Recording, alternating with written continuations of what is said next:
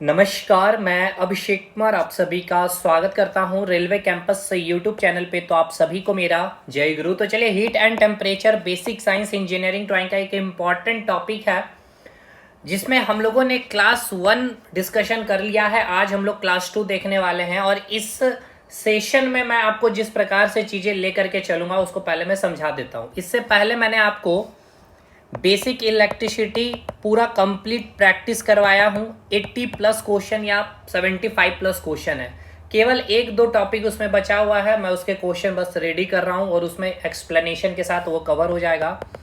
Environment मैंने आपको पूरा कंप्लीट करा दिया है विथ MCQ। अब अभी हम लोग जो देखने वाले हैं हीट एंड टेम्परेचर, जिसमें इस बार क्योंकि मैं ये सोच रहा हूँ कि एक थ्योरी क्लास के साथ MCQ आपको प्रोवाइड की जाए, तो हीट एंड टेम्परेचर का कंप्लीट हम लोग थ्योरी देखेंगे, देन उस टॉपिक वाइज हम लोग MCQ भी प्रैक्टिस करेंगे, पूछे गए सवाल और एक्सपेक्टेड। हीट एंड टेम्परेचर मैंने जैसे बताया कि ये कुल 10 टॉपिक आपको पढ़ने हैं। ये सिलेबस आपका हीट एंड टेम्परेचर का है, जिसमें कल मैंने आपको कंप्लीट टेम्परेचर स्केल करवा दिया था, पूरा थ्योरी, हर एक एक चीज़ को, कई सारे न्यूमेरिकल्स भी किए थे हम लोग। लेकिन आज कंप्लीट ये जो क्लास होगा टेम्परेचर स्केल पे संबंधित जितने क्वेश्चन बनेंगे और जो चीज़ें बच गई थी कल वो कवर करेंगे। तो अब एक बात यह है कि आप कमेंट करके बतलाएंगे कि आपको ये सेशन, यानी कि जो आप चैप्टर की बात कर रहे हैं हीट एंड टेम्परेचर की, इस हीट एंड टेम्परेचर को मैं जिस प्रकार से पहला क्लास में थ्योरी कंप्लीट करवाया टेम्परेचर स्केल का, और फिर अभी आज हम लोग उसके MCQ को देख रहे हैं। फिर नेक्स्ट क्लास हम लोग स्पेसिफिक हीट कैपेसिटी के बारे में बात करेंगे, उसके क्वेश्चन प्रैक्टिस, फिर लेटेंट हीट। अगर इस प्रकार से अगर आपको क्लास चाहिए तो आपका कमेंट बहुत इंपॉर्टेंट होगा। दूसरी सबसे इंपॉर्टेंट कि अगर वीडियो अच्छा लगे तो लाइक और जरूर दोस्तों तक शेयर करेंगे, ठीक है। बाकी आज का सेशन हम लोग स्टार्ट करते हैं सिस्टमैटिक वे में। जिनको पढ़ना है, ये हमारा एप्लीकेशन है फोकस स्टडी विद अभी। कोर्सेज पूरी कंप्लीट है, कोई डाउट है, कुछ भी चीज़ें कोर्स के रिगार्डिंग या क्लासेस के रिगार्डिंग पूछनी है तो इस नंबर पे कांटेक्ट कर सकते हैं। तो चलिए, पहला सवाल क्या पूछा गया है। हैंड रिटन कंटेंट मैंने रेडी कर लिया है और नोट्स भी आपको पता है जो मैंने आपको प्रोवाइड किया है। सारे चैप्टर में इसी प्रकार से हीट एंड टेम्परेचर के भी एकदम थ्योरी वाइज एक एक चीज़ को बहुत बारीकी से और पूरा फार्मूला एक जगह मैंने करते हुए, ठीक है। तो चलिए, हीट एंड टेम्परेचर का पहला क्लास तो हमने कर लिया है। आज दूसरे क्लास में क्वेश्चन प्रैक्टिस करने वाले हैं जो होगा टेम्परेचर स्केल बेस्ड। सारे क्वेश्चन टेम्परेचर स्केल बेस्ड के होंगे। पहला सवाल क्या आपसे बोल रहा है कि दो वस्तु है जिसका तापमान में अंतर दिया हुआ है, वो अंतर दिया हुआ है 50 डिग्री सेल्सियस, ठीक है। और आपसे ये पूछ रहा है कि यही अंतर को अगर मैं केल्विन स्केल में निकालूं तो कितना आपको मिलने वाला है। यानी कि अगर मैं डिग्री केल्विन स्केल की अगर मैं बात कर लूं तो उस डिग्री केल्विन स्केल में वो टेम्परेचर डिफरेंस कितना दिखाएगा। If the difference in temperature of two object is 50 degree Celsius, then what will be this difference in kelvin scale. बताइए, बहुत इजी सवाल है। देखिए, मैंने आपको 3 स्केल इंपॉर्टेंट बताया, मैंने 5 स्केल वैसे तो बताए थे। जैसे सबसे पहले मैं अगर आपको थोड़ा सा रिकॉल करा दे डिग्री सेल्सियस स्केल के बारे में, तो ये हमारा है फ्रीजिंग पॉइंट यानी हिमांक बिंदु, और ये है हम लोगों का बॉइलिंग पॉइंट यानी कि क्वथनांक बिंदु, ठीक है। ये हो गया हमारा हिमांक बिंदु और ये हो गया हमारा क्वथनांक बिंदु, ठीक है, यानी कि बॉइलिंग पॉइंट। अब मैं बात कर रहा हूँ किसकी भाई, पानी की। तो पानी की जो फ्रीजिंग पॉइंट होती है वो कितनी होती है सर, आप कहेंगे सर 0 डिग्री सेल्सियस होती है। और बॉइलिंग पॉइंट अगर पूछ ली जाए तो वो कितनी होती है, 100 डिग्री सेल्सियस होती है। उसी प्रकार मैंने आपको फ़ारेनहाइट स्केल के बारे में भी बतला दिया था कि फ्रीजिंग पॉइंट की बात होगी तो 32 डिग्री फ़ारेनहाइट होगी, और अगर बॉइलिंग पॉइंट पूछी जाएगी तो 212 डिग्री फ़ारेनहाइट हो जाएगा। कितना हो जाएगा भाई, 212 डिग्री फ़ारेनहाइट हो जाएगा। इसके बाद हमने केल्विन स्केल के बारे में मैंने आपको बताया था। केल्विन स्केल के बारे अगर बोला जाए तो जो फ्रीजिंग पॉइंट होती है वो कितनी होती है, 273.15 केल्विन होता है, और बॉइलिंग पॉइंट 373.15 केल्विन होता है। अब इसमें ये सवाल आपका किसका है, ये सवाल आपका डिफरेंस का क्वेश्चन है ना। देखिएगा ध्यानपूर्वक, डिफरेंस का क्वेश्चन दिया हुआ है, यानी कि तापमान में अंतर का दिया हुआ है।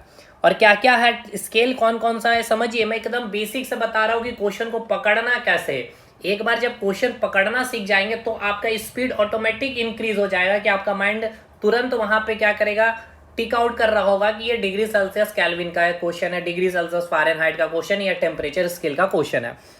तो बोला गया है कि तापमान में जो अंतर है वो दिया हुआ है आपका 50 डिग्री सेल्सियस, यानी डिग्री सेल्सियस स्केल में आपको चीज़ें दी हुई है और आपसे पूछ रहा है कि यही अंतर केल्विन स्केल में हमें बताइए। ठीक है, यानी कि कुल मिलाकर के हमें यह समझ में आ रहा है, पहले मैं डिफरेंस अगर पूछ लूँ तो इस 0 डिग्री सेल्सियस और 100 डिग्री सेल्सियस में क्या है भाई, डिफरेंस 100 का है। इस फ़ारेनहाइट में अगर मैं आपसे पूछ लूँ डिफरेंस कितना है, 180 का है। और यहाँ केल्विन स्केल में अगर मैं डिफरेंस पूछूँ तो कितना है भाई, 100 का है। तो यहाँ से ये समझ में आ रहा है कि जो डिग्री सेल्सियस स्केल है जिसका डिफरेंस 100 है और जो केल्विन स्केल है जिसका भी डिफरेंस क्या है, 100 है। मतलब यहाँ ये समझ में आ गया कि डिग्री सेल्सियस स्केल में जो डिफरेंस होगा वो सेम डिफरेंस आपका केल्विन स्केल में आएगा। लेकिन अगर आप डिग्री फ़ारेनहाइट स्केल की बात कर ले तो यहाँ पर डिफरेंस क्या है, अलग है। मतलब क्या बोलना चाह रहे हैं सर कि जैसे कि मैंने पानी लिया भाई, ठीक है, पानी की जो फ्रीजिंग पॉइंट क्वथनांक बिंदु 0 डिग्री सेल्सियस है और उसकी बॉइलिंग पॉइंट 100 डिग्री सेल्सियस है, तो डिफरेंस निकालेंगे फ्रीजिंग पॉइंट और बॉइलिंग पॉइंट पानी का तो 100 आएगा। उसी प्रकार केल्विन स्केल में 273.15 है आपका क्या, फ्रीजिंग पॉइंट, और बॉइलिंग पॉइंट है 373.15। तो इसका डिफरेंस कितना देगा सर, 100। मतलब डिग्री सेल्सियस में जो डिफरेंस है वो किसके बराबर है, केल्विन स्केल में वो बराबर ही रहेगा। लेकिन अगर मैं यही चीज आपको बोलूं फ़ारेनहाइट स्केल में क्या बराबर होगा, तो बिल्कुल भी बराबर नहीं होगा। तो अब इसके भी क्वेश्चन हम लोग करेंगे। तो अभी क्वेश्चन क्या है, आपको गिवन है, ठीक है, देखिएगा डाटा क्या दिया हुआ है आपको, टेम्परेचर डिफरेंस दिया हुआ है डेल्टा टी, यानी कि तापमान में अंतर दिया हुआ है। कौन सा स्केल में, डिग्री सेल्सियस स्केल में। ये दिया हुआ आपका 50 डिग्री सेल्सियस। आप बोलेंगे सर कैसे पता चल गया आपको कि डिग्री सेल्सियस स्केल में दिया, तो भाई ये जो डाटा दिया है क्या, 50 डिग्री सेल्सियस लिखा हुआ, इसीलिए हमने ये समझ लिया। अब आपसे क्वेश्चन क्या पूछ रहा है, आपसे पूछ रहा है कि यही बताइए कि अगर डिग्री सेल्सियस स्केल में टेम्परेचर डिफरेंस का वैल्यू 50 डिग्री सेल्सियस है, तो अगर मैं इसको केल्विन स्केल में निकालूंगा तो वो डिफरेंस कितना होगा, यही आपका क्वेश्चन है। आप हमें बताइए केल्विन स्केल में ये डिफरेंस कितना होगा, बताइएगा भाई। देखिए क्वेश्चन क्या है, यही है ना, आपसे पूछ रहा है कि 50 डिग्री सेल्सियस तापमान में अंतर है डिग्री सेल्सियस स्केल में, यही अंतर केल्विन में आपको बतलानी है भाई। तो चलिए, तो केल्विन में अगर मैं आपसे पूछ लूँ तो भाई आपको पता है कि डिग्री सेल्सियस स्केल और केल्विन स्केल में जो डिफरेंस होता है वो बराबर होता है। इट मीन्स क्या, इसमें क्या आएगा, इसका वैल्यू भी कितना आएगा, 50 डिग्री केल्विन ही आएगा, क्योंकि डिफरेंस क्या होती है, बराबर होती है। लेकिन यही सवाल अगर आपसे पूछ लिया जाता कि डिग्री जो चेंज इन टेम्परेचर है वो फ़ारेनहाइट में कितना होगा, अब बतलाइएगा। तो अब आपसे पूछा जा रहा है फ़ारेनहाइट स्केल में, तो आप अगर देखेंगे डिग्री सेल्सियस स्केल और फ़ारेनहाइट स्केल में क्या डिफरेंस कांस्टेंट है, तो डिफरेंस कांस्टेंट नहीं है, इसलिए यहाँ पे अब 50 का वैल्यू नहीं आएगा। अब ये कैसे निकलेगा, अब इस पे हम लोग आगे बातें करेंगे भाई, ठीक है। तो पहला ये हमें ये बताइए कि पहला क्वेश्चन जो आप देख रहे हैं इसका सही उत्तर क्या होगा, 50 डिग्री केल्विन, ठीक है। तो केल्विन स्केल में कितना आएगा, सेम वही वैल्यू आएगा, 50 डिग्री केल्विन। तो option B is the right answer. समझ में आया कि नहीं भाई। अब इसको मैंने इतना डिटेल करवाया था, इसके लिए मैंने आपको क्या बताया था, मैंने आपको स्टार्टिंग में ही, अगर आपको मैं नोट्स दिखला दूँ, बड़े तरीके से चीज़ें को बनाई गई है भाई नोट्स को। अगर आप पढ़े होते अच्छे तरीके से तो, या अगर आपने पढ़ा है, देखिए यहाँ मैंने साफ साफ एग्जाम्पल लेकर के एक एक करके बताया है कि यदि डिग्री सेल्सियस पैमाने में ताप का अंतर 20 डिग्री सेल्सियस है, तो इस ताप का केल्विन पैमाने पर बदलेंगे तो भी अंतर 20 डिग्री सेल्सियस ही होगा, है ना। यानी यही क्वेश्चन आपका यहाँ पे लिया गया था क्या, कि बताइए कि किस दो पैमाने पर या किस स्केल पर, पैमाना मतलब स्केल ही होता है, ताप का अंतर समान होता है। तो देखिए डिग्री सेल्सियस और केल्विन में ताप का अंतर क्या होता है, समान होता है। तो डिग्री सेल्सियस में अगर 20 डिग्री सेल्सियस हो तो केल्विन में भी कितना आएगा, 20 डिग्री सेल्सियस ही आएगा। यहाँ पर मैंने प्रूव किया है निकाल करके, तो वो कल की क्लास में मैंने कराया, तो कल का क्लास आप देख लेंगे, कमेंट सेक्शन में भी लिंक है। तो पहला का आंसर क्या हो जाएगा, option B is the right answer, ठीक है। अब आपके मन में डाउट आ रहा है सर ये जो सवाल आपका यहाँ था, ये जो आप छोड़ चुके हैं, कि अगर मुझे पूछ लेता फ़ारेनहाइट स्केल में बताइए, तो इसका भी इंतजार करिए, आज मैंने ये भी क्वेश्चन लिया है। चलिए अब हम लोग चलते हैं दूसरे क्वेश्चन पे। दूसरा क्वेश्चन आपसे क्या बोला गया है, दूसरा क्वेश्चन है 0 केल्विन पर किसी निकाय की एंट्रोपी। यही क्वेश्चन बहुत शानदार सा क्वेश्चन है, इसके क्वेश्चन कई अलग अलग तरीके से पूछे जाएंगे, मैं पूरा एक्सप्लेनेशन कर देता हूँ। At 0 kelvin entropy of a system becomes, यानी एंट्रोपी के बारे आपसे पूछा जा रहा है, तो पहले आपको ये समझ में आना चाहिए कि एंट्रोपी होती क्या है, ठीक है मेरे भाई। चलिए तो पहले हम लोग बात कर लेते हैं एंट्रोपी की। पहले ये समझेंगे हम लोग एंट्रोपी होती क्या है, ठीक है। अगर आपने हमारे बैचेस अगर आपने कर रखे हैं तो आपने बहुत अच्छे से चीज़ों को समझा है एंट्रोपी के बारे में। थर्मोडायनेमिक्स में मैंने एक एक चीज़, लॉज वगैरह हर एक चीज़ को मैंने समझाया भी है। लेकिन यहाँ पे मैं बहुत ऊपर ऊपर चीज़ें निकालूंगा कि जिससे आपका क्वेश्चन बन जाए। देखिए, एंड इंट्रॉपी का अगर समझना है आपको, इसका मतलब क्या होता है, डिग्री ऑफ डिसऑर्डरनेस। ठीक है, यानी मैं अगर इसको लिखूं डिग्री ऑफ डिसऑर्डरनेस, इसका मतलब क्या है, अब इसको समझिए। डिग्री ऑफ डिसऑर्डरनेस का मतलब ये है कि अब जैसे मैं एक समझा रहा हूँ कि ये आपके पास क्या है, पेन है। ठीक है, ठीक। अब ये आपका क्या हो गया, ये पेन हो गया। पेन क्या है सर, एक पदार्थ है। पदार्थ का मतलब ये क्या है, एक मैटर है। ठीक है, अब ये अगर मैटर है तो ये किससे मिल करके बना होगा, छोटे छोटे पार्टिकल से मिल करके बने होंगे। छोटे छोटे पार्टिकल्स कहने का मतलब ये छोटे छोटे कण से मिल करके बने होंगे।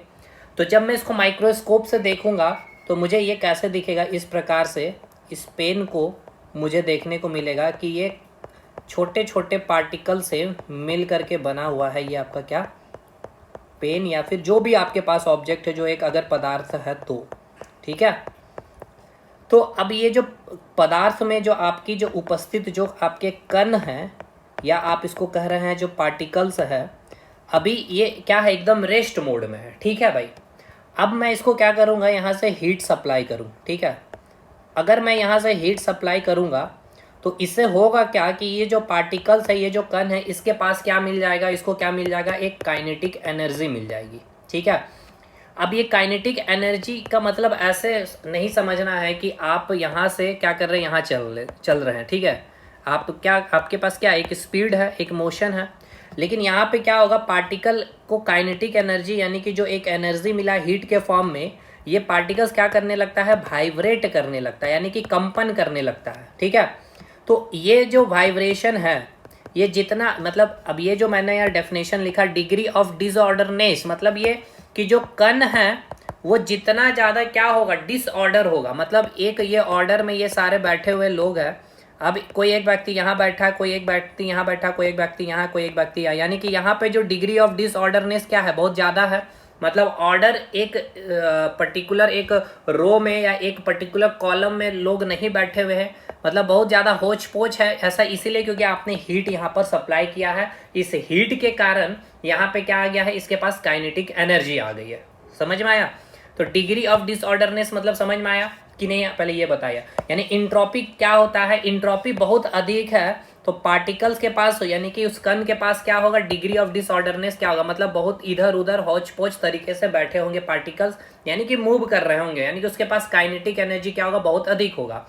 और इंट्रोपी कम या फिर इंट्रोपी एकदम बहुत ही जीरो अगर हो गई है इंट्रोपी, तो इसका मतलब क्या है कि यहाँ पर क्या है, सारे पार्टिकल एकदम ऑर्डर में बैठे हुए हैं, इसका मतलब। ठीक है, तो यहाँ पर जो हीट सप्लाई हो रहा है वो क्या होगा, वो जीरो होगा। इतना आपको समझ में आया? बस आपको ये समझना है कि इंट्रोपी का मतलब क्या होता है। चलिए, ये आप समझ गए हैं कि इंट्रोपी का मतलब होता है डिग्री ऑफ डिसऑर्डरनेस। ठीक है, यानी कि जो पार्टिकल्स है पदार्थ में उपस्थित, जो पार्टिकल्स जो कण है, वो कितने ऑर्डर में बैठे हुए हैं।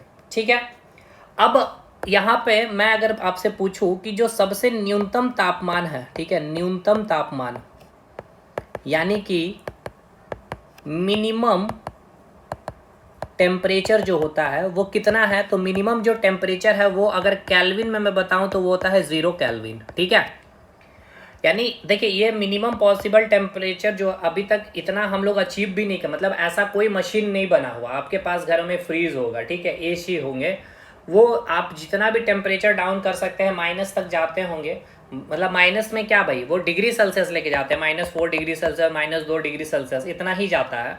लेकिन ये 0 केल्विन जो आप देख रहे हैं ना, ये 0 केल्विन अगर डिग्री सेल्सियस में देखेंगे तो -273 डिग्री सेल्सियस, या इसी को और अच्छे से लिखना चाहे तो -273.15 डिग्री सेल्सियस होता है। समझ में आया? तो इतना अभी तक ऐसा कोई मशीन नहीं बना है कि इतना लो टेम्परेचर हम लोग क्या कर ले, अचीव कर ले। लेकिन फिर भी एक मतलब हम लोग एक काल्पनिक तौर से एक हाइपोथेटिक्स एक सिचुएशन बना करके मान के चल रहे हैं कि जो न्यूनतम तापमान होगा, एक मिनिमम पॉसिबल जो टेम्परेचर होता है वो क्या है, आपका 0 केल्विन है। और डिग्री सेल्सियस में क्या हो गया, -273.15 डिग्री सेल्सियस। अब ये 0 केल्विन का मतलब आपको क्या समझ में आ रहा है, ये इतना लो टेम्परेचर है। ठीक है, तो जो इस पेन में जो आपको मैंने पार्टिकल्स दिखलाए इस प्रकार से, यानी इतना लो टेम्परेचर है, ये सारे के सारे पार्टिकल्स क्या होंगे, एकदम चिपके हुए होंगे, यानी इसके पास जो काइनेटिक एनर्जी क्या हो जाएगा भाई, जीरो हो जाएगा। ठीक है, तो इसके जो डिग्री ऑफ डिसऑर्डरनेस जो है वो क्या हो जाएगी भाई, जीरो हो जाएगी। यानी कि सारे पार्टिकल इधर उधर मूव कर रहे होंगे या बिल्कुल एक जगह बैठे हुए होंगे, एक जगह बैठे होंगे तो डिग्री ऑफ डिसऑर्डरनेस जीरो हो गया, तो एंट्रोपी भी क्या हो जाएगा आपका, जीरो हो जाएगा। समझ में आ गया। तो अब इस क्वेश्चन को आप बनाने लायक हो चुके हैं, इसमें जितने तरीके से क्वेश्चन बनते हैं वो सारे बनेंगे आपसे। तो आपका क्वेश्चन था ये कि 0 केल्विन पर बतलाइए, यानी अब इस सवाल में आपसे क्या पूछेगा, ये हटा दिया जाएगा 0 केल्विन को। ठीक है, यहाँ लिखेगा एट एब्सोल्यूट जीरो टेम्परेचर, या फिर ऐसे लिखेगा हिंदी में कि परम शून्य तापमान में किसी निकाय की एंट्रोपी क्या होती है। तो परम शून्य तापमान का मतलब क्या है, जो अभी मैंने आपको बताया, यही आपका जो 0 केल्विन है, यानी इसी को हम लोग कर रहे हैं एब्सोल्यूट जीरो टेम्परेचर। आगे क्वेश्चन भी मिलेगा आपको। ठीक है, इसी को हम लोग कह रहे हैं एब्सोल्यूट जीरो टेम्परेचर, यानी कि परम शून्य तापमान। मतलब कि जो 0 केल्विन है इक्वल्स टू मैं क्या लिख सकता हूँ, -273.15 डिग्री सेल्सियस। अब आप कहेंगे ये कैसे लिखे सर, तो मैंने आपको बताया था कि अगर केल्विन को मुझे डिग्री सेल्सियस में बदलना होगा तो मैं क्या करूँगा, -273.15 माइनस कर दूंगा। तो 0 केल्विन में मैंने माइनस कर दिया तो वो किस में बदल गया है, डिग्री सेल्सियस में।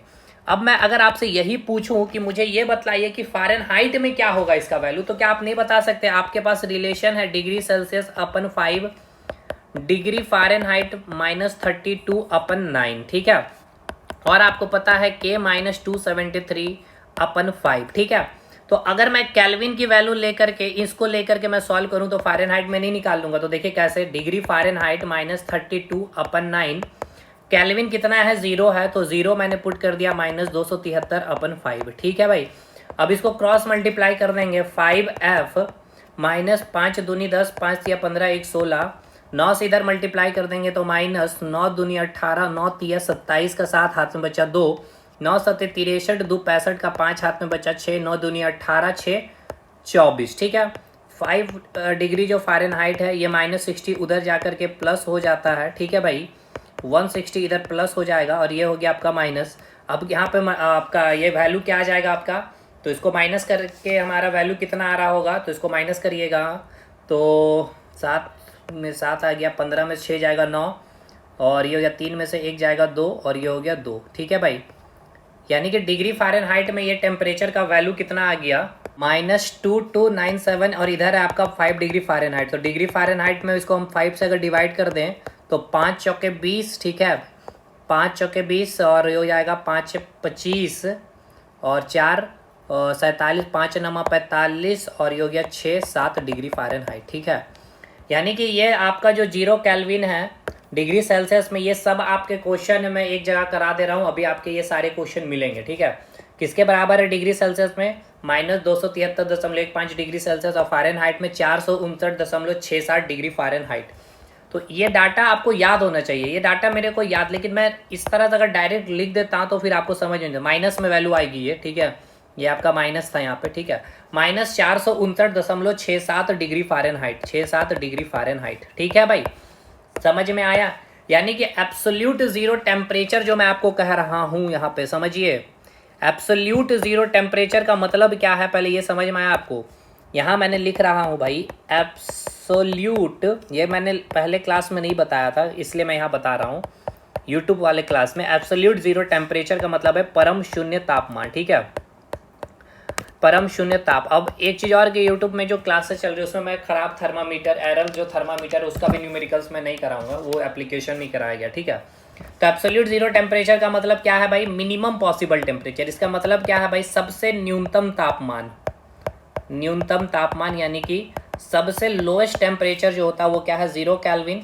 यही डिग्री सेल्सियस में -273.5 डिग्री सेल्सियस, और फ़ारेनहाइट में -459.67 डिग्री फ़ारेनहाइट होता।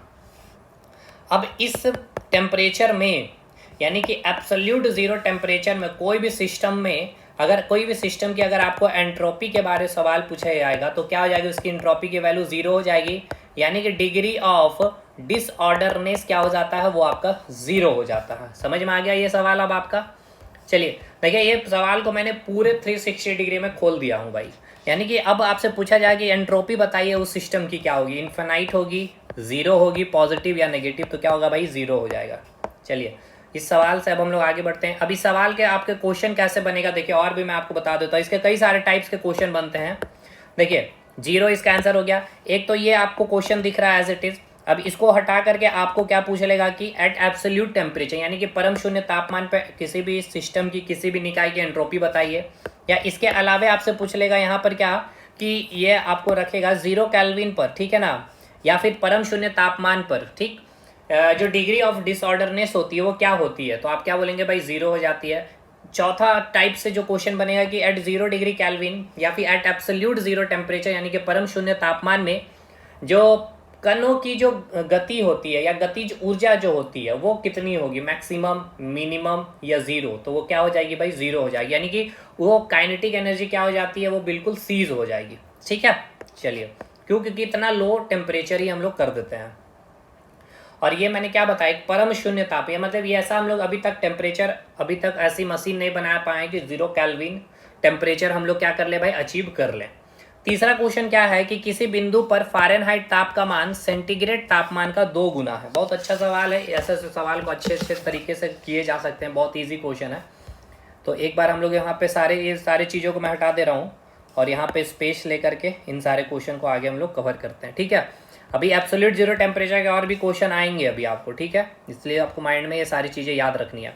क्वेश्चन बोला गया है क्या कि at what point the degree Fahrenheit temperature is double of the degree Celsius temperature.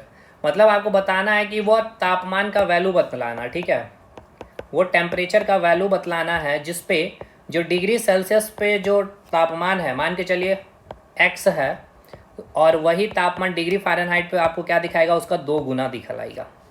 तो वो टेम्परेचर वैल्यू बताइए। तो भाई डिग्री सेल्सियस और फ़ारेनहाइट के बीच का आपको रिलेशन पता है, डिग्री सेल्सियस बाई 5 होता है और डिग्री फ़ारेनहाइट -32/9 होता है। ठीक है, तो डिग्री सेल्सियस में हम क्या पुट कर देंगे, x पुट कर दे रहे हैं 5 equals two degree Fahrenheit Fahrenheit पे क्या है, 2 गुना हो जा रहा वैल्यू, तो यहाँ पे 2x पुट कर देंगे -32/9, क्रॉस मल्टीप्लाई कर लेंगे 9x 10x, 5 दूनी 10, 5 दिया 15, 1 16। ठीक है भाई, अब इसके बाद यहाँ पे सॉल्व करें तो x की वैल्यू कितनी आ जाएगी, 10x इधर है, 9x इधर आ जाएगा और -60 है, 160 जो है वो आपका इधर आ जाएगा। तो कितना आ गया x की वैल्यू भाई, x की वैल्यू कितनी आ जाएगी, x की वैल्यू 160 आ जाएगी। सिंपल सा सवाल है भाई, यानी कि वो तापमान कितना है भाई, वो तापमान की जो वैल्यू है वो कितना है भाई, 160 है।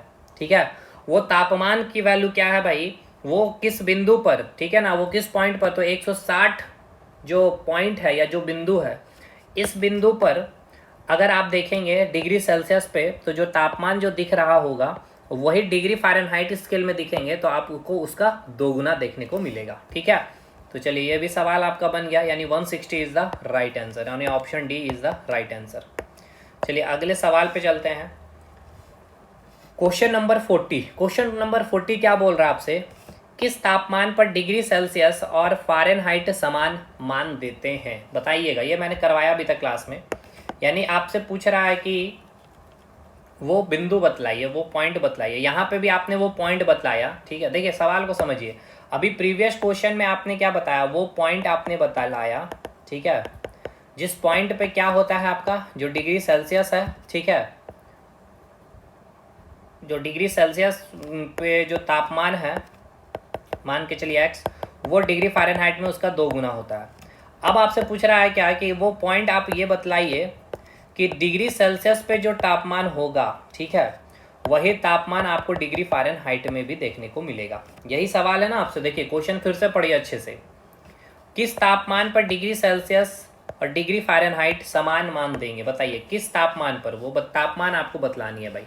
चलिए, तो मुझे पता चल गया है कि ये मुझे पता क्या है कि डिग्री सेल्सियस और फ़ारेनहाइट के बीच का रिलेशन, ठीक है, degree Celsius by Fahrenheit F -32/9, ठीक है, तो डिग्री सेल्सियस x/5 x -32/9, तो हो गया 9x 5x -160।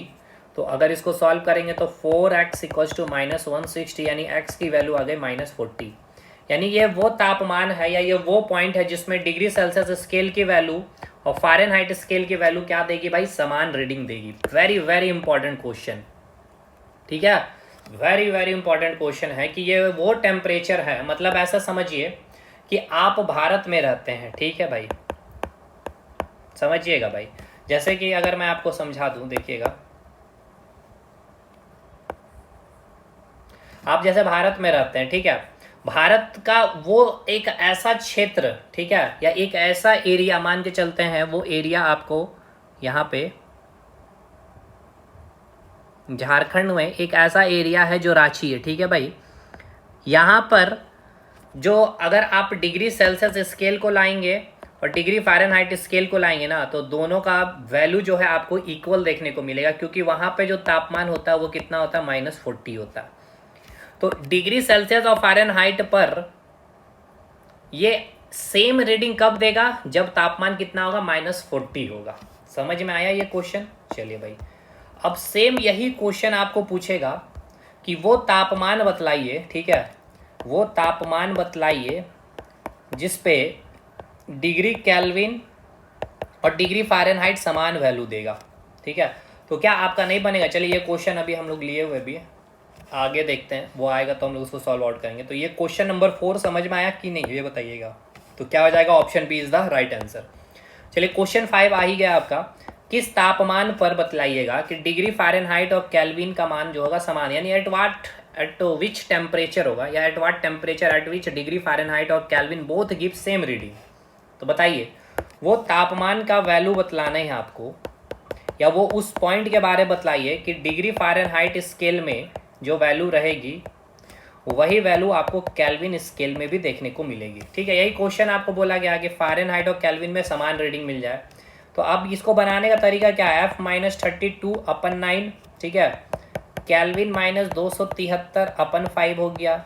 अब इसको सॉल्व कर लेंगे, कुछ नहीं है भाई, डिग्री फ़ारेनहाइट में x -32/9 हो जाएगा, केल्विन में भी वैल्यू सेम आनी चाहिए, x हो गया 273/5 आ गया। इसको सॉल्व करेंगे हम लोग, 5x 160 हो गया, 9x -9 × 27 का 7 2, 9 7 63, 2 65 का 5 6, 9 दूनी 18 6 24, ठीक है भाई। 5x 9x है तो इसको इधर ले आते हैं, तो 9x - 5x हो गया, इधर 4x -160 और ये प्लस आ जाएगा, तो कितना आएगा माइनस करके, यहाँ पे माइनस कर लेते हैं, तो 7 15 में 6 जाएगा 9, 3 में से 1 जाएगा 2 और ये हो गया 2। तो x का वैल्यू अगर मैं यहाँ से निकालूँ, तो x का वैल्यू अगर आप यहाँ से फाइंड आउट करेंगे, तो इसको x को फाइंड आउट करेंगे तो कितना आ जाएगा भाई, 4 से डिवाइड करिए, 4 5 20, ठीक है, 20 2 29, 4 6 24, 4 7 28, 29 17, 4 चौके 16, ठीक है, 4 दूनी 8, 4 5 20। यानी ये वो पॉइंट है या फिर ये वो टेम्परेचर है जिसमें आपका केल्विन स्केल और फ़ारेनहाइट स्केल का दोनों का मान क्या होगा, समान होगा, यानी कि 574.25, ठीक है। ये वो तापमान है या ये वो बिंदु है या वो पॉइंट है जिसमें आपका डिग्री केल्विन और डिग्री फ़ारेनहाइट स्केल समान वैल्यू देगा, 574 एकदम। ये सब वैल्यू आपको याद होनी चाहिए भाई, ठीक है। ये आपको पॉइंट, ये सब आपको एग्जाम में क्वेश्चन आते हैं, लेकिन अब इसको न्यूमेरिकल्स बनाने नहीं है, क्योंकि ये सब पॉइंट एकदम इतने बार पूछे गए। क्योंकि आप देखेंगे जब आप नोट्स को पढ़े होंगे तो आपने नोट्स में ये चीज़ को ध्यान भी दिया होगा, जब मैंने एक जगह सारे फार्मूलाज को मैंने आपको देखिए, यहाँ पर देखिए, मैंने जब आपको रिकॉल करवाया था ये सारे फार्मूलाज है, ठीक है। पहला फार्मूला ये था, ये रिलेशन हो गया आपको, फिर एब्सोल्यूट जीरो टेम्परेचर देखिए, 0 केल्विन, ये सब डाटा एकदम दिमाग में याद होने चाहिए। मानव शरीर का तापमान ये हो गया, परम अभी जो हम लोगों ने क्वेश्चन बनाया देखिए, 574.25 is the only temperature at which Fahrenheit and kelvin scale both give same reading. -40 वाला भी क्वेश्चन बनाया कि ये वो पॉइंट है या वो टेम्परेचर है, डिग्री सेल्सियस जो स्केल है और डिग्री फ़ारेनहाइट स्केल क्या करता है, सेम रीडिंग देता है। मतलब सारे पॉइंट एक जगह मैंने इकट्ठे भी कर दिए थे इसमें। चलिए आगे बढ़ते हैं, अगले सवाल पे आते हैं। टेम्परेचर स्केल के जितने भी सवाल बनेंगे, दो वस्तु उसके तापमान में अंतर है 70 डिग्री सेल्सियस, ठीक है, यानी कि डिफरेंस वाला क्वेश्चन आ गया। लेकिन यहाँ पे क्वेश्चन है कि यही अंतर आपसे पूछा जा रहा फ़ारेनहाइट स्केल। चलिए वो पहला क्वेश्चन में जो आपका डाउट था यहाँ पे अब आपका बन जाएगा। देखिए यहाँ पे बोला गया है क्या भाई, कि जो अंतर दिया हुआ है डिग्री सेल्सियस में, यानी कि डिग्री सेल्सियस स्केल में दिया है, और आपसे पूछ रहा फ़ारेनहाइट स्केल में, ठीक है, कोई बात नहीं है। तो आपको मैंने क्या बताया था, देखिए ये डिग्री सेल्सियस स्केल है और ये डिग्री फ़ारेनहाइट स्केल है। इसमें फ्रीजिंग पॉइंट, इसमें बॉइलिंग पॉइंट 100 है ये, ये 0 डिग्री सेल्सियस है, डिफरेंस हो गया आपका 100, ये हो गया 32, ये हो गया 212, डिफरेंस आ गया 180। आपको डेल्टा टी जो दिया हुआ है डिग्री सेल्सियस स्केल में 70 डिग्री सेल्सियस दिया हुआ है। अब आपको ये बात है कि डिग्री सेल्सियस स्केल में जो डिफरेंस है वो 100 है और फ़ारेनहाइट स्केल में डिफरेंस कितना है 180, मतलब समान नहीं है। इसलिए आपको अगर केल्विन स्केल में पूछता तो आप डायरेक्ट लिख देते 70 डिग्री सेल्सियस आंसर, लेकिन अगर आपसे पूछा जा रहा फ़ारेनहाइट स्केल में बताइए तो भैया इसके कई सारे तरीके हैं भाई, लेकिन मैंने आपको इसका फॉर्मूला बताया था क्या कि चेंज इन टेम्परेचर जिस भी स्केल का होगा उसका आपको डिफरेंस लिखना है। तो डिग्री सेल्सियस पर डिफरेंस कितना है भाई 5, 105, आपको याद आ रहा कैसे आया होगा। फिर चेंज इन टेम्परेचर, फिर डिग्री फ़ारेनहाइट, यहाँ पे क्या आ जाएगा 9 आएगा, यानी कि 180 वाला ये डिफरेंस, और यहाँ पे केल्विन आ जाएगा जो डिफरेंस, और यहाँ पे क्या आएगा 5 आएगा। तो भाई इससे हमारा काम हो जाएगा, यही हमारा सेल्सियस में दिया हुआ, फ़ारेनहाइट में पूछ रहा। तो चलिए चेंज इन टेम्परेचर कितना दिया हुआ भाई 70 डिग्री सेल्सियस दिया हुआ, ठीक है, ये रहा, नॉट ये वाली चीज़ है, ठीक है, एकदम देखते चलेंगे अच्छे से। 70 डिग्री सेल्सियस दिया हुआ, ठीक है, तो यहाँ पर पुट कर दिए 70/5 और चेंज इन टेम्परेचर हमारा फ़ारेनहाइट स्केल में यहाँ से मिल जाएगा 9 आ गया।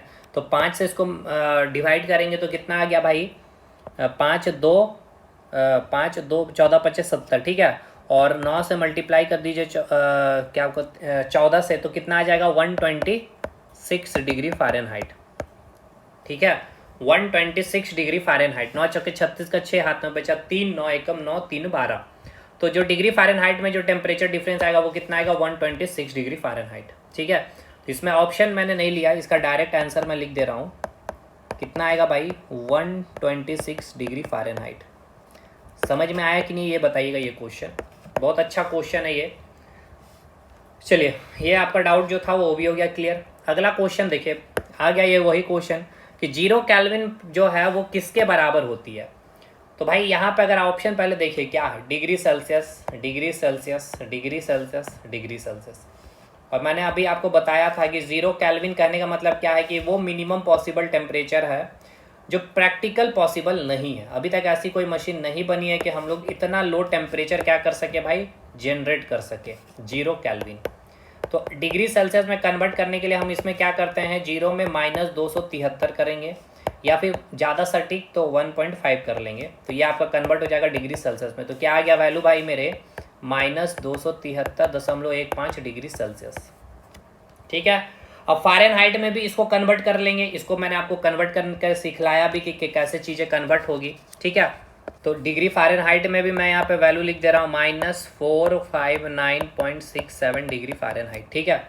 तो जो 0 केल्विन है डिग्री सेल्सियस में किसके बराबर है -273.15 डिग्री सेल्सियस, और फ़ारेनहाइट में बोलेगा तो -459.67 डिग्री फ़ारेनहाइट। तो ये सब एकदम क्वेश्चन आपके टिप में होने चाहिए भाई। तो देखिए अब यहाँ पे सबसे इंपॉर्टेंट चीज़ है कि ऑप्शन देख करके तुरंत टिक आउट नहीं कर लेना, ठीक है ना, 273 ऐसे टिक नहीं कर देना, ध्यान से देखना कि -273 डिग्री सेल्सियस है। अब यहाँ पे एक और ऑप्शन अगर मिल जाता -273.15 डिग्री सेल्सियस, तब ये आपका सही हो जाता, बिल्कुल सटीक वैल्यू ये होता, लेकिन यहाँ पे नहीं है, तो इसलिए option B is the right answer, ठीक है। ऑप्शन बी क्या होगा आपका सही उत्तर हो जाएगा। चलिए आगे बढ़ते हैं हम लोग।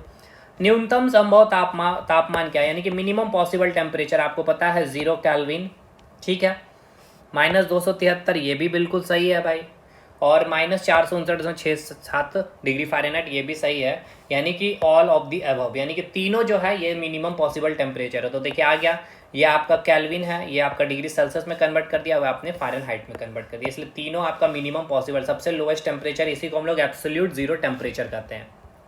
इसके बाद सवाल है आपका कि नॉर्मल ह्यूमन बॉडी का टेम्परेचर आपसे पूछा जा रहा है, यानी कि स्वस्थ जो मनुष्य है उसके जो शरीर का तापमान कितना होता है। तो आपको पता है भाई स्वस्थ मनुष्य के शरीर का तापमान कितना होता है, चलिए अगर नहीं पता तो मैं बता दूं 37 डिग्री सेल्सियस होता है। अगर फ़ारेनहाइट में पूछा जाए तो 98.6 डिग्री फ़ारेनहाइट होता है। केल्विन में तो डिग्री सेल्सियस से केल्विन में जाने के लिए हम इसमें क्या करते हैं 273 ऐड कर देते हैं, तो 37 में 273 ऐड कर देंगे तो ये आपका केल्विन में बदल जाएगा, तो कितना आ जाएगा भाई 7 3 10, ठीक है, 7 3 10 11 2 1 310 केल्विन आ जाएगा, ठीक है भाई। यहाँ पे चलिए 310 केल्विन, यानी कि तीनों ऑप्शन अगर आप ध्यान से देख रहे होंगे तो स्वस्थ मनुष्य के शरीर का जो तापमान होता है 37 डिग्री सही है, 98.6 डिग्री फ़ारेनहाइट सही है, 310 केल्विन सही है, यानी इसका सही उत्तर हो जाएगा ऑल, ठीक है। चलिए अगला सवाल है, परम शून्य तापमान से क्वेश्चन आपको लिया गया है। क्या क्वेश्चन लिया गया है, चलिए पढ़ते हैं। परम शून्य तापमान होता है 0 केल्विन, बिल्कुल, -273.15 डिग्री सेल्सियस, बिल्कुल सही, यानी all of the above is the right answer. ठीक है, तो इसमें देखिए 0.5 ले लिया गया, 1.15 ले लिया गया। क्लिनिकल टेम्परेचर सॉरी थर्मामीटर के बारे तो याद करिए पहले। तो क्लिनिकल थर्मामीटर का यूज़ कहाँ किया जाता है? क्लिनिक में यूज़ किया जाता है, यानी डॉक्टर के द्वारा, या फिर घर में भी इसी थर्मामीटर का यूज़ किया जाता है। और इसका मैंने आपको रेंज बतलाया था। ठीक है, क्या होता है भाई, याद करिए, डिग्री सेल्सियस में 35 से लेकर 42 होता है और फ़ारेनहाइट में 94 से, यानी ये दोनों ऑप्शन सही है, बोथ इज़ द सही हो जाएगा आंसर।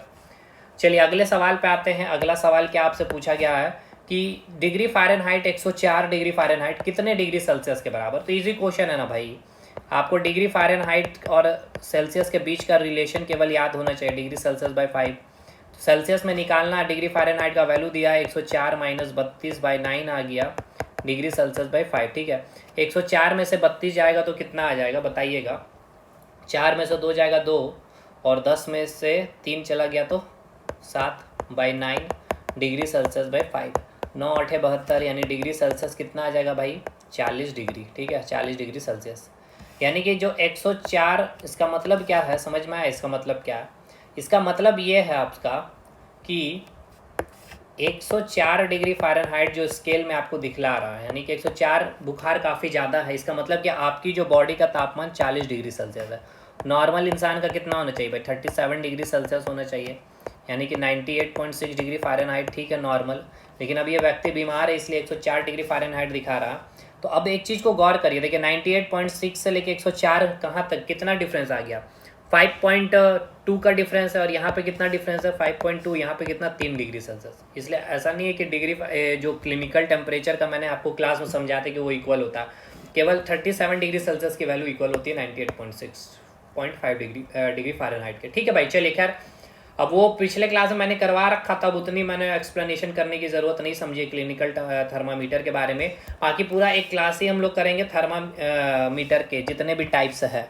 तो इसका सही उत्तर क्या आ गया था भाई? 104 डिग्री फ़ारेनहाइट जो होते हैं कितनी डिग्री सेल्सियस के बराबर होता है? तो अभी हमने निकाला था कितना भाई? 40 डिग्री सेल्सियस। ठीक है, यही आया था आई थिंक, एक बार आप चेकआउट कर लेंगे, मेरे को याद नहीं आ रहा, यही था भाई। तो चलिए भाई, आज का जो टेम्परेचर स्केल का जो था टारगेट वो मैंने कंप्लीट करा दिया थ्योरी के साथ। बाकी अब आपका रिस्पांस और आपका जैसा सपोर्ट होगा उसके अकॉर्डिंग, नहीं तो केवल फिर एमसीक्यू के फॉर्मेट में एक्सप्लेनेशन के साथ चलेंगे। ठीक है भाई, तो अब होगा स्पेसिफिक हीट कैपेसिटी की बारी। मिलेंगे नेक्स्ट क्लास में, तब तक के लिए धन्यवाद। लेकिन हाँ, टेम्परेचर स्केल में अभी जैसे एक टाइप का क्वेश्चन आपका बनता है कि आपको एक एरर थर्मामीटर दे दिया जाएगा। ठीक है ना, जैसे कि आपको पता है एरर थर्मामीटर का मतलब क्या समझ में आ रहा है? जैसे कि डिग्री सेल्सियस जो स्केल है, आपको पता है कि उसमें बॉइलिंग पॉइंट 100 डिग्री सेल्सियस पानी पे होता है, और वो आपको दे दे रहा है, मतलब मान लीजिए वो रीडिंग दिया 110, तो उसको कैसे ठीक करके कंपैरिजन करके बनता है वो आपको क्लास में कराया गया है पेड बैच में। ठीक है, तो ये सिस्टमेटिक वे में अब जिनको चाहिए सिलेक्शन तो वो जुड़ जाएंगे भाई। बाकी आपको पता है क्या कंटेंट है। बाकी यूट्यूब पे भी बहुत शानदार कंटेंट आ रहा है, आगे आया भी है और अभी आगे आएगा भी। ठीक है, मिलेंगे नेक्स्ट क्लास में, तब तक के लिए धन्यवाद।